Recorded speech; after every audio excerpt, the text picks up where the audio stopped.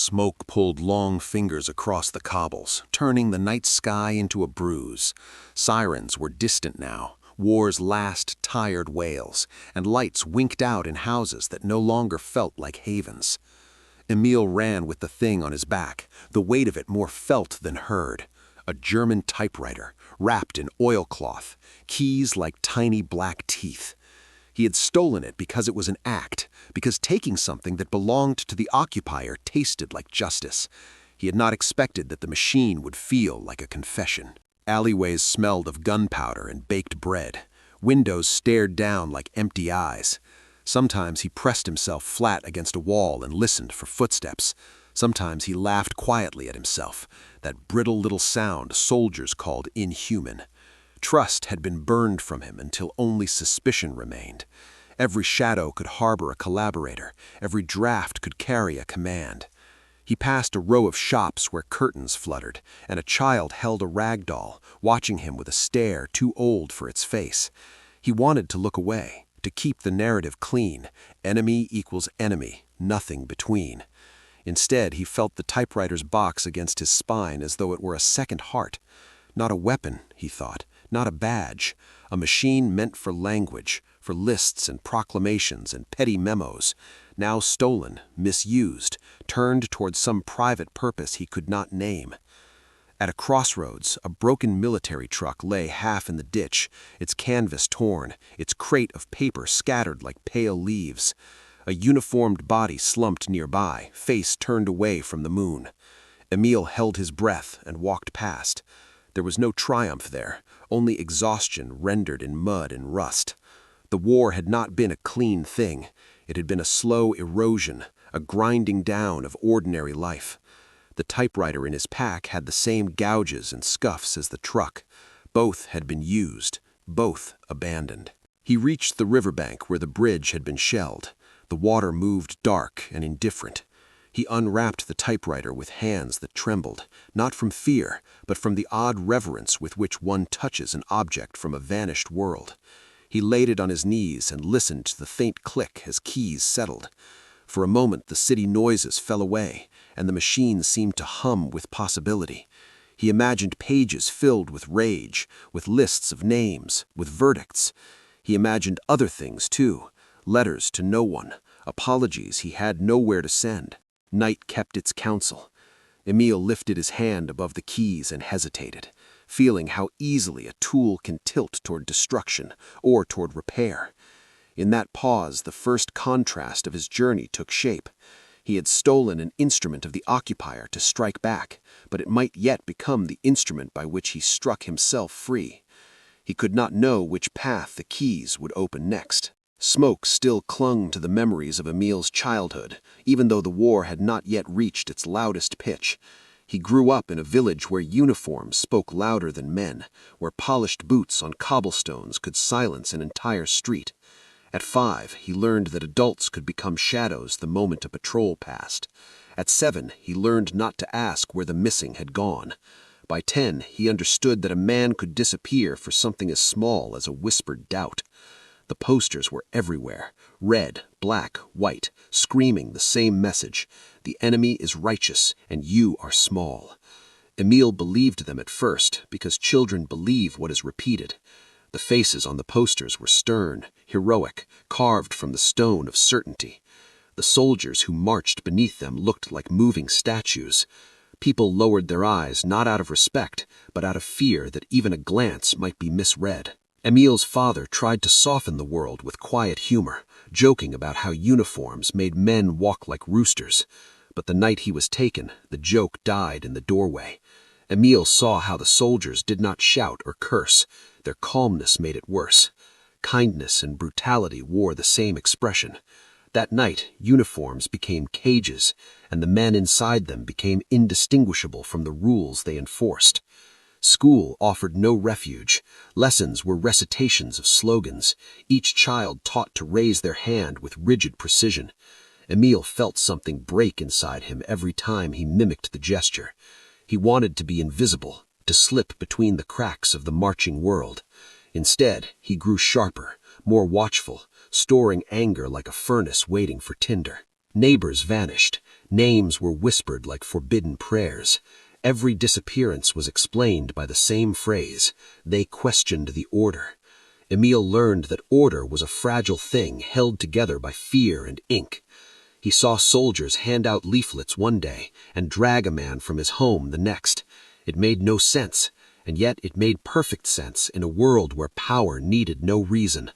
By the time Emil was old enough to join the resistance, hatred had settled in him with the weight of heritage. He did not hate individuals, he hated the uniform itself, the symbol, the certainty, the quiet cruelty. He hated how propaganda had shaped him, how it painted enemies in perfect strokes, and he hated most of all how easily he had believed it. In those years he never imagined that the same cold authority he despised would one day fracture before his eyes, revealing not monsters, but frightened people pretending to be unbreakable. Truth lingered still. Berlin greeted Emil not with victory, but with a silence that felt older than the war itself. The train groaned into the station, its metal sides scorched, its windows clouded with soot. When he stepped on the platform, the air tasted of ash and brick, as though the city had been burned down to its breath. He paused, expecting hostility, expecting the cold stares of a defeated people. On the streets, the grand avenues he had seen in propaganda posters were gone, replaced by fields of rubble that stretched like open wounds. Men in torn coats shoveled debris into wheelbarrows that had lost their wheels. Women picked through shattered timbers searching for firewood, their faces worn smooth by a sorrow too long before the war. Pots, blankets, anything that still had shape. Children rummaged in ruins with the strange, solemn patience of those who have learned hunger too young. He walked carefully, as though the ground might break under him again. Every corner revealed something that contradicted the stories he had been raised on. The so-called proud enemy stood in soup lines, holding tin cups with trembling hands. A woman knelt by a collapsed doorway, brushing dust from a photograph as tenderly as if she were touching a living face.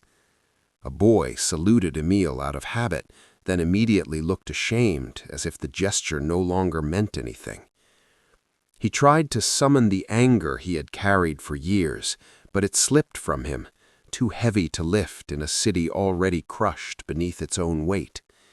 These people were not the towering figures from leaflets. They were survivors of a story that had eaten its own authors. Pride lay scattered in the streets like broken masonry, and the uniforms he once feared were now threadbare, their colors drained by surrender. At the checkpoint, Emil paused beside a bulletin board where names of the missing were posted in long, fluttering sheets. Widows traced the lists with shaking fingers, whispering prayers or bargains or memories he could not hear. He watched one woman fold the page against her chest, not because she had found a name, but because she hadn't. That absence struck him harder than any uniform ever had. By dusk, the city felt less like enemy territory and more like a wounded relative he had misunderstood. The ruins did not accuse him, they simply existed, carried by people who moved with the resignation of those rebuilding not just homes, but identities. Emil realized the propaganda had prepared him for beasts, not for brokenness. And in that realization, something inside him loosened, the first small fracture in a hatred he once believed unshakable at last. In the dim barracks room, Emil placed the stolen typewriter on a desk that wobbled in the draft. The walls were bare, except for a hanging jacket and the smell of dust that never settled. He unwrapped the machine slowly, as though exposing something wounded. The metal gleamed in places where hands had worn it smooth, and the keys rested like tiny bones in disciplined rows. He told himself he would write a victory story, something sharp and righteous, a testament to survival and defiance. But when he fed the first sheet into the carriage, the blank page stared back at him with the same quiet judgment as the Berlin ruins outside. He pressed one key lightly, listening to the hollow clink. He imagined officers typing orders on this very machine, lists, commands, denials. The typewriter had once belonged to power, and now it sat before him like an artifact from a world he no longer fully understood. Anger should have guided his fingers, yet the weight of the machine felt strangely human. He began forming the opening line of the triumphant tale he thought he owed his father, his village, the frightened boy he once was. But the words refused him. Every sentence tasted brittle, rehearsed, like propaganda turned to dust. The reality he had witnessed in Berlin, the widows, the searching hands, the quiet hunger, blurred the simple outline of the enemy he wanted to describe. Minutes drifted. A lantern outside flickered and went dark. Emil leaned forward, resting his fingertips on the keys, not pressing, only feeling their chilled certainty. The bitterness he carried trembled, thinner than he expected. What if hatred was not a weapon, but a habit, growing wherever fear had been allowed to root? Without deciding to, he began typing a different sentence, not a proclamation, a confession. He wrote of the nights when footsteps ruled the world, of his father's disappearance, of how grief had hardened into something easier to carry. He wrote of believing that every uniform hid the same cruelty because that belief had felt protective. The paragraphs came unevenly, breaking, reforming, pulling pieces of him to the surface. He didn't sign the letter or address it. It belonged to no one. It was simply the truth stripped of slogans, the voice he had buried beneath anger. When he reached the final line, he hesitated, realizing it had become a question.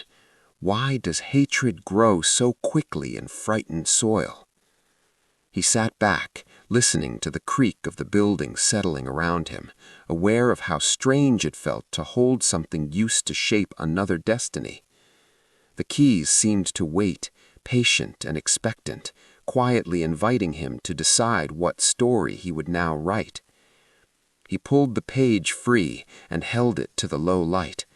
The ink looked stark, honest, and in the barrack silence, with Berlin breathing painfully outside, he understood that the typewriter he had taken in defiance might become something gentler, an instrument not of vengeance, but of understanding. The morning light in Berlin was a color Emil couldn't name, somewhere between dust and resignation. He walked through the broken neighborhood with a crate of supplies in his arms, hearing the crunch of glass beneath his boots. Each step reminded him of the stories he had carried for years, the ones that insisted kindness could not grow in this soil. Yet the city kept surprising him by simply existing, half ruin, half hope. He turned a corner and saw her, a woman standing on a stool, patching a shattered window frame with strips of cloth and bits of wood scavenged from the rubble. Her hands trembled, whether from cold or hunger he couldn't tell. She looked too fragile to belong to the same nation that had frightened his childhood. He waited for the familiar surge of resentment, but it lingered only faintly, like an echo fading into the open air. When she noticed him, she stepped down from the stool, smoothing her apron with a reflex that suggested she once took pride in such things. Emil braced for fear, suspicion, maybe even hostility. Instead, she offered a small nod, as though greeting an expected guest rather than a uniform from the victorious side. He set the crate down and passed her a loaf of bread and a small tin of sugar. She accepted them with both hands, whispering a quiet thank you. Then, to his astonishment, she motioned for him to follow her inside. He hesitated, but stepped over the threshold. The apartment was barely more than a skeleton. Walls cracked, furniture broken, a stove that seemed to shiver with every draft. Yet she moved with deliberate grace, clearing a chair for him. From a chipped kettle, she poured 2 cups of tea, so thin it carried only a memory of flavor. It was all she had to share, and she offered it without ceremony. Emil wrapped his hands around the warm cup, unable to speak. In that moment he felt the distance between enemy and human collapse, replaced not by trust, but by something gentler, recognition. She did not ask who he was or what he believed, she simply poured him tea. He left the apartment quietly. The city's cold wind greeted him, but he felt warmer somehow. Back in the barracks, he sat before his typewriter once more, trying to anchor the moment in words. His beliefs shifted restlessly as he wrote, unsettled by how kindness had appeared where he least expected it, carrying no uniform at all. Emil fell into a rhythm he did not plan, a quiet ritual that began when the city's noises softened into nighttime murmurs. After long days spent clearing rubble and speaking with people who no longer had the strength to hide their stories, he returned to the barracks, lit a small lamp, and pulled the typewriter toward him. The machine felt different now, less like a trophy, more like a witness. Its keys clicked with a gentleness he hadn't expected, as though it understood the weight of the words he placed upon it. He no longer tried to write victory tales. Instead, he wrote letters to the people who lived inside his memory. One night he addressed a page to his father, asking questions he had carried since childhood. Where did courage go when fear arrived? Did hatred make a man strong or merely hollow? The keys struck each sentence like a pulse, steady and searching. Another night he wrote to enemy soldiers he had once imagined as giants. He confessed how he had feared them, how their shadows had filled his dreams, how their boots had taught him to walk quietly. Yet as he typed, he remembered the broken men he had seen in Berlin, men who looked more defeated than dangerous. His fingers softened on the keys. During the days, Emil began listening, truly listening. He spoke with widows who found solace in routine, with children who remembered the warmth of bread more vividly than the sound of bombs, with old men who carried shame heavier than their age. None of their stories fit neatly into the boxes propaganda had offered him. At night, he translated their lives into letters, not to send, but to understand. Each page felt like turning soil long left untouched. There were roots of anger, stones of grief, small wildflowers of unexpected tenderness. The more he wrote, the less certain he became about the simple categories that had shaped his youth. Enemies and allies blurred, victims and perpetrators intertwined. Complexity replaced the comfortable cruelty he once relied on.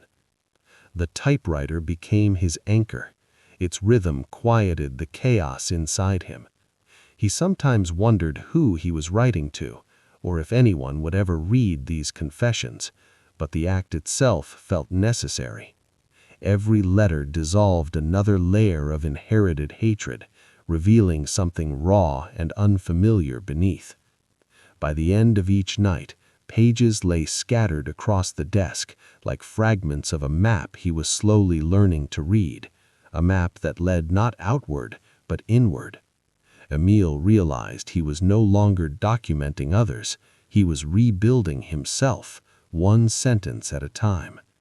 And with each passing evening, the boundaries inside him shifted a little more. The war had carved deep channels within him, but the letters began to fill them, not with certainty, but with something quieter, understanding. He sensed that forgiveness was not a single act, but a long conversation, and he had only begun to speak its first hesitant lines. He kept writing still. The room where they kept the prisoner was colder than the corridors outside, as if the building itself wished to distance one man from the rest of humanity.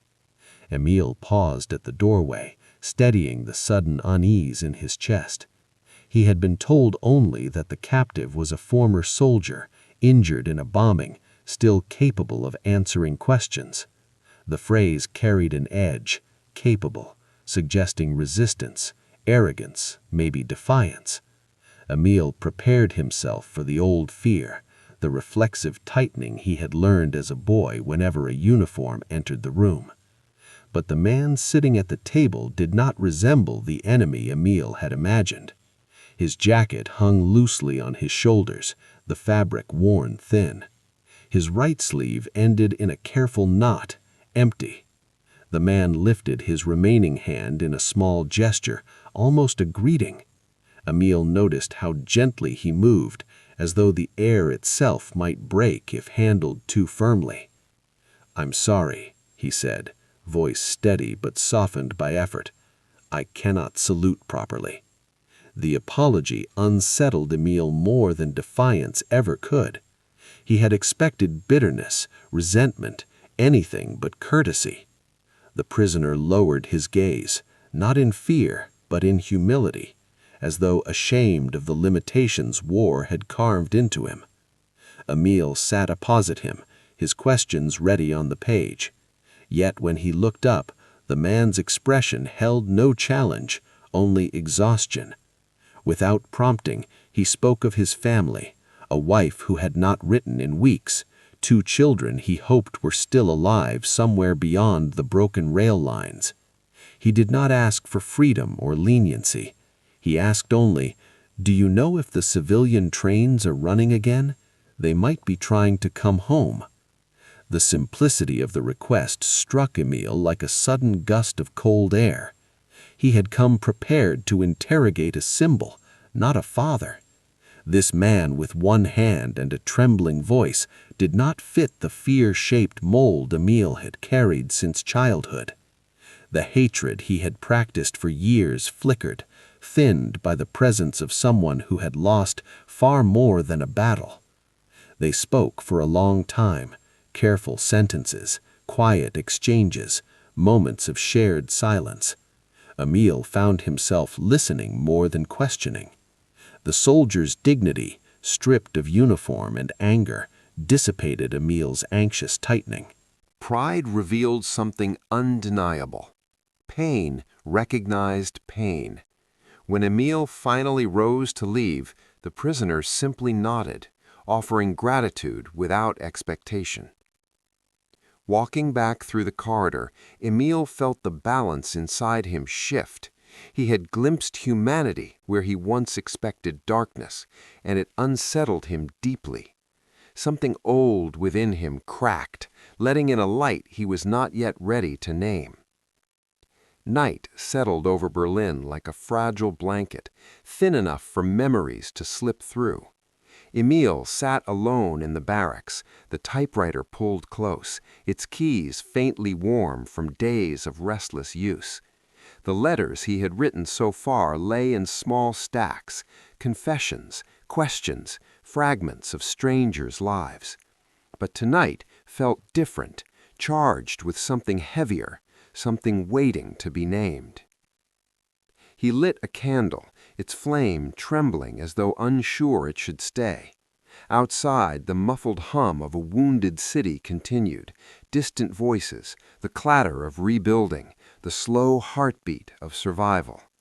Emil thought of the people he had met, the widow clutching a faded photograph, the boy searching ruins for lost warmth, the soldier with the missing hand asking only for news of home. Each face lingered like an imprint on his conscience. For years he had carried a single image of the enemy, sharp, monstrous, defined by boots and orders. But those shapes had dissolved in Berlin's dust. What replaced them was untidy, human, painfully real. He fed a fresh sheet into the carriage. His fingers hovered above the keys, uncertain. Then he began typing not to a friend, nor to a stranger, but to the idea that had ruled his childhood, the enemy. The first sentences were stiff, shaped by habit. He wrote of the fear he had grown up with, how uniforms turned nights into warnings, how he learned to equate silence with survival. He admitted the bitterness he had clung to, the comfort he found in imagining the world divided cleanly between victims and villains. Naming it felt like peeling back old scars. Then his words softened.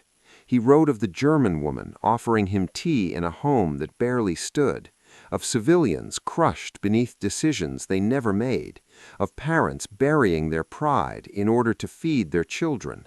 He wrote of the soldier who apologized for being unable to salute, whose dignity had shaken him more deeply than force ever could. Each sentence grew quieter, more vulnerable. He found himself acknowledging the sorrow he had witnessed, grief that mirrored his own, suffering that refused to stay within the borders propaganda had drawn. The typewriter's rhythm became a pulse, a slow release of something he had carried too long. Near the end, his hands hesitated. Forgiveness did not rise easily. It resisted, fought back, demanded honesty. But when he finally typed the word, it landed gently, without triumph, like a seed placed in hesitant soil. He pulled the page free. It trembled slightly in his hands. Emil realized he had not written to absolve the past, but to free himself from being trapped inside it. The typewriter he once stole in anger had become the instrument of his release, and he could feel the change settling quietly into his bones. Morning light crept across Berlin's broken streets, soft and colorless, as if the city itself were exhaling after a long night of remembering. Emil walked with a satchel slung over his shoulder, each step measured. Inside were the copies of his letters, the ones he had typed in the glow of a trembling candle, the ones that had reshaped him more than he ever expected. Today would be his last day in the city. He had thought he would feel relief. Instead, he felt a quiet pull, a weight of unfinished goodbyes. He started with the widow. Her building still leaned awkwardly, propped up by beams like an old woman supported by crutches. Emil offered the folded pages without explanation. She took them, hesitated, then placed her palm gently over the top page. No words, just a soft, exhausted nod, the kind that contained both gratitude and sorrow. Emil felt something inside him settle. Next were the children who scavenged among the ruins. They spotted him approaching and paused, unsure whether he brought news, work, or warning. Emil knelt to their height and handed them a single letter, the one he had written about the boy searching the cold bricks for warmth. The oldest read a few lines, lips moving silently. Then he looked up with a shy, fleeting smile, a spark of childhood returning for a heartbeat. Emil had not expected that smile to strike so deeply. His final visit led him to the makeshift infirmary. The soldier with the missing hand sat near a window, sunlight pooling across his lap. Emil handed him an envelope. The soldier unfolded it slowly, his expression steady, listening to the rustle of paper like it was a familiar song. When he reached the line where Emil wrote of dignity surviving war, the soldier's eyes glistened. He raised his good hand, pressing it to his chest. No apologies this time, no distance, only recognition. By the time Emil reached the edge of the city, the satchel was empty. He paused and looked back. Berlin no longer felt like the place he had feared, the shadow-filled enemy realm of his childhood stories. It felt human, wounded, stubborn, alive. A place where strangers had shaped him more honestly than any uniformed lesson he had been taught. The goodbye he whispered was quiet, but sincere. Years slipped by, soft as dust settling on a forgotten shelf. Emil grew older, the sharpness of war fading into the kind of memory that no longer burned, only murmured. Yet on a small wooden ledge in his study sat the one object that never lost its weight, the old German typewriter. Its metal had dulled, its paint chipped, but the keys, those keys were worn smooth by the letters he had once forced out of himself like confessions. Visitors sometimes asked why he kept it. Why an object taken in the chaos of fear and anger remained untouched yet revered? Emil always answered the same way. He wasn't keeping a souvenir. He was keeping a turning point. On quiet evenings, he would sit beside it and run a finger over the keys. Each one carried the echo of a night when words shifted something inside him, when hatred loosened its grip and allowed a different kind of truth to breathe. Forgiveness, he learned, was never about erasing the past. It didn't rewrite loss or justify cruelty. It didn't promise neat endings. What it did, silently, stubbornly, was free him from being chained to the wounds he had inherited. He often remembered Berlin as it had been, a landscape of ghosts and grief, where strangers gave him kindness they didn't owe and stories he had never been taught to hear. He remembered his own letters, typed with trembling hands, each one a bridge built across everything that war had broken. And he remembered the moment he understood that the enemy he had hated for so long looked, in the end, painfully like himself. The typewriter remained unmoved on its shelf, a quiet witness to all those realizations. He had once stolen it as an act of rebellion, believing it a weapon taken from the hands of those who threatened his world. But the truth revealed itself slowly, like morning light peeling back the night. The machine hadn't defeated an enemy. It had dismantled the fortress he'd built inside his own heart.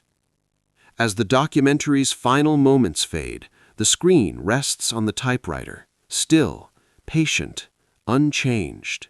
Then, faintly, the soft rhythm of imagined keystrokes begins to echo.